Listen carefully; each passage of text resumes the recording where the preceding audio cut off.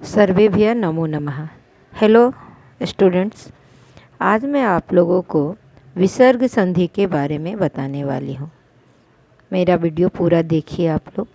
उसके रूल्स क्या है, विसर्ग संधि, उसके भेद कैसे जोड़े जाते हैं, ये सब कुछ आपको अच्छी तरह बताया जाएगा।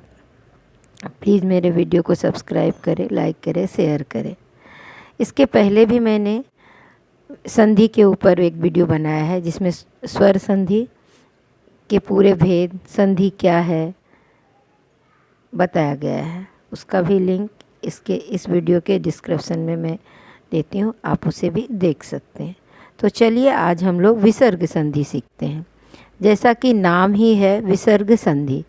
विसर्ग आप जानते हैं, शब्द के अंत में जो बिंदा हो, विसर्ग के साथ स्वर या व्यंजन के मेल से हुए परिवर्तन के नियमों को विसर्ग संधि कहते हैं। अब हम समझते हैं इधर परिभाषा का अर्थ। विसर्ग के बाद यदि स्वर हो या व्यंजन हो तो हम उनको जोड़ने के बाद, उन दो वर्णों को जोड़ने के बाद जो परिवर्तन होगा उसे विसर्ग संधि कहेंगे। जैसे रामः प्लस अपठत। यहाँ देखिए राम में विसर्ग है और इधर अ है, तो दोनों तरफ स्वर हो गया। फिर ये जोड़ के रामो अपठत हुआ। ये रूल हम अभी सीखते हैं। उसके बाद है रामः प्लस गच्छति। राम में पहले अ है, फिर विसर्ग है, फिर बाद में स्वर व्यंजन है, ग व्यंजन है। तो हमने यहाँ दो उदाहरण दिए हैं। दोनों उदाहरण में एक में स्वर है और एक में व्यंजन है। दोनों उदाहरण अलग अलग हैं। तो हमारे कहने का अर्थ है कि स्वर विसर्ग के बाद स्वर भी होगा तो भी विसर्ग संधि होगा, या व्यंजन भी होगा तो विसर्ग संधि हो सकता है। तो अब हम विसर्ग संधि किस तरह से करते हैं, कितने नियम हैं, कितने भेद हैं, वो देखते हैं। विसर्ग संधि के भेद: उत्व संधि, सत्व संधि, रत्व संधि, विसर्ग का लोप। ये चार भेद हैं। और उत्व के भी दो भेद हैं, सत्व के तीन भेद हैं, रत्व के भी दो हैं, और विसर्ग भी कुछ नियमों के आधार पे विसर्ग का लोप हो जाता है। लोप मतलब हट जाता है। अब हम पहले देखते हैं उत्व संधि। उत्व संधि में विसर्ग से पहले अ हो और बाद में विसर्ग के बाद प्लस के बाद जो पहला अक्षर होगा वो भी अगर अ हो तो विसर्ग ओ में चेंज होगा। यहाँ देखिए मैंने ब्रैकेट में उसके चिन्ह भी लिखे हैं। और बाद के अ का अवग्रह हो जाता है। अब अवग्रह किसे बोलते हैं? एस जैसा जो होता है वो अवग्रह कहलाता है। तो अवग्रह हो जाता है। उदाहरण देखिए, रामः प्लस अपि। रामो विसर्ग का ओ हो गया और बाद के अ का अवग्रह हो गया। अब हमें रामः शब्द में अ दिख नहीं रहा है, विसर्ग के पहले म दिख रहा है। तो बच्चे, अगर आप लोग अच्छे से नहीं जानेंगे वर्ण विच्छेद, शब्द कैसे बने हैं, एक एक वर्ण कैसे जुड़ा रहता है, तो आपको संधि थोड़ा कठिन हो जाएगा। इसलिए सबसे पहले वर्ण विच्छेद पढ़िए, वर्ण कैसे जुड़ते हैं। कोई भी व्यंजन में अ स्वर होगा ही। जैसे यहाँ राम में अ है, अगर वर्ड रहता कवि तो कवि में ई हो जाता। व्यंजन बिना स्वर के नहीं होता है। तो ये भी हमें याद रखने हैं। तो हमने देखा ये उत्व का पहला हो गया। दूसरा है, यदि विसर्ग के पहले अ हो और बाद में किसी भी वर्ग का 1, 3, 4, 5 या यर लव हो तो विसर्ग का ओ तो होगा और बाद में जो शब्द हैं वो उसी तरह कॉपी हो जाएंगे। जैसे रामः प्लस गच्छति, तो रामो गच्छति हो गया। यहाँ पे विसर्ग का ओ हो गया, राम में जो विसर्ग है उसका ओ हो गया और बाद में जो गच्छति शब्द है वो कॉपी हो गया। उसके बाद है मनः प्लस हरः, तो मनः जो वर्ड है वो ओ में चेंज हो गया, विसर्ग का ओ हो गया और बाद में हर हो गया। यहाँ हमने देखा दोनों में अलग अलग तरीके से हमने लिखा। एक में ज्वाइंट किया है मनोहर में, और दूसरे में ज्वाइंट नहीं किया है। इसका कारण है जब कोई धातु होगा तो हम इसे ज्वाइंट नहीं करेंगे। तो यहाँ हमने उत्व का दोनों भेद देखा।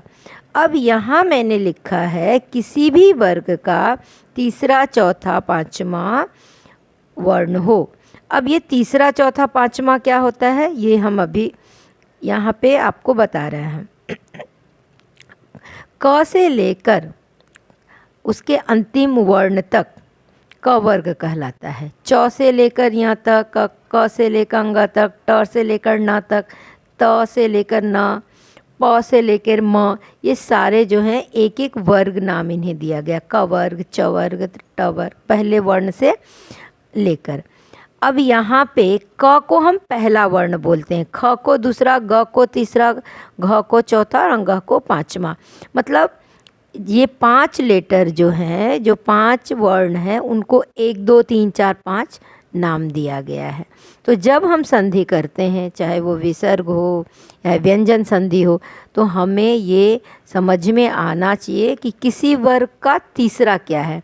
जैसे क वर्ग का तीसरा ग है, च वर्ग का तीसरा च छ ज है, मतलब थर्ड जगह पे है, थर्ड स्थान पे प्लेस पे है, वो तीसरा हो गया। क वर्ग का चौथा घ हो गया। तो ये हमें आना ही चाहिए, तो ही हम संधि करते हैं।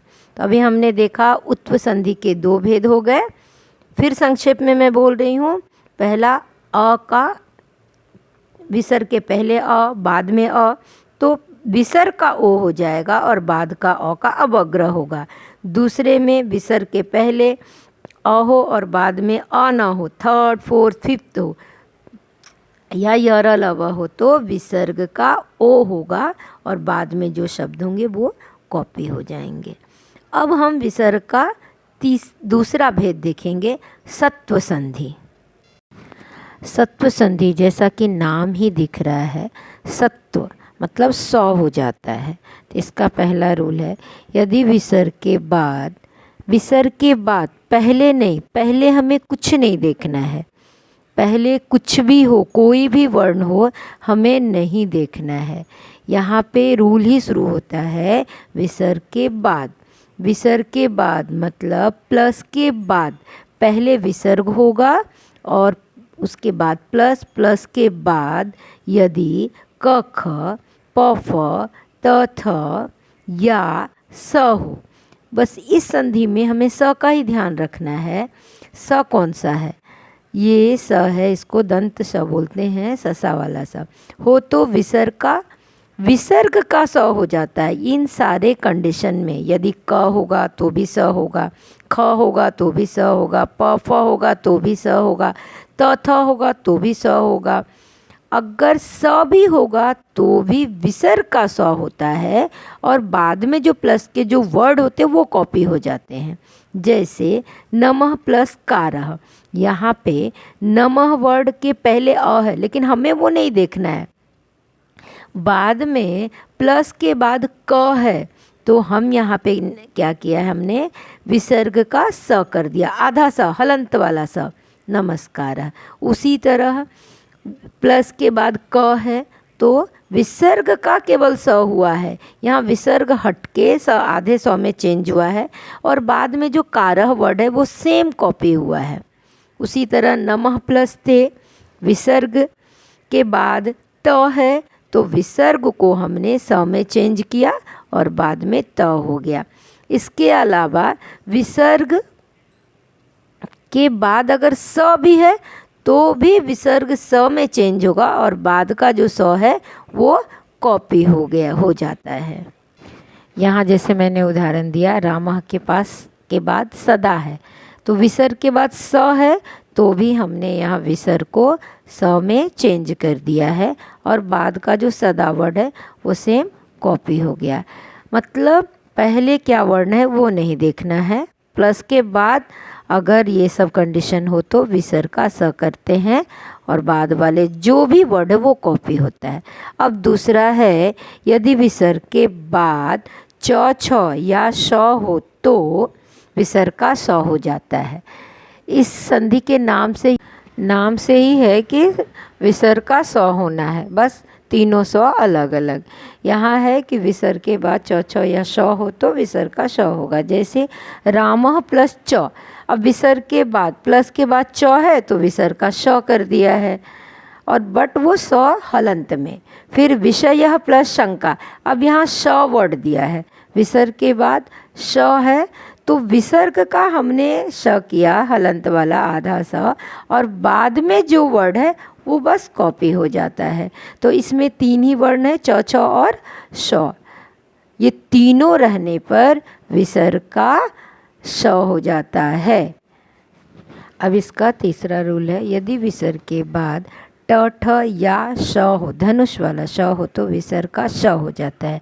जैसे रामः प्लस ठक्कुरः, अब यहाँ प्लस के बाद ठ है तो रामश ठक्कुरः, विसर्ग का हमने आधा श किया है और बाद में जो ठक्कुर है वो कॉपी हो गया है। उसी तरह रामः प्लस षष्ठः, षष्ठ यहाँ पे वर्ड है, श है बाद में तो विसर्ग का श हो गया है। यहाँ हमें बाद के शब्द को बदलना नहीं है, सेम कॉपी करना है, बस विसर्ग का स कर देना है। सत्व पूरे संधि में विसर्ग को हम स में चेंज करते हैं, ना तो फर्स्ट वर्ड में किसी को चेंज करते हैं ना लास्ट वर्ड में चेंज करते हैं। बस शब्द देखते हैं कि विसर्ग के बाद, मतलब विसर्ग के बाद प्लस होगा और प्लस के बाद जो लेटर है वो कौन से स में होगा तो चेंज होगा। तो आपने अभी उत्व संधि और सत्व संधि विसर्ग के दोनों भेदों को देखा। आप अगर बीच में वीडियो को रोक के या फिर भगा भगा के देखेंगे तो आपको शायद ना समझ में आए, इसलिए एक एक संधि को अच्छी तरह समझे, उसके उदाहरण को समझे और फिर अभ्यास करें। आपने हमारे वीडियो को देखा, इसके लिए धन्यवाद।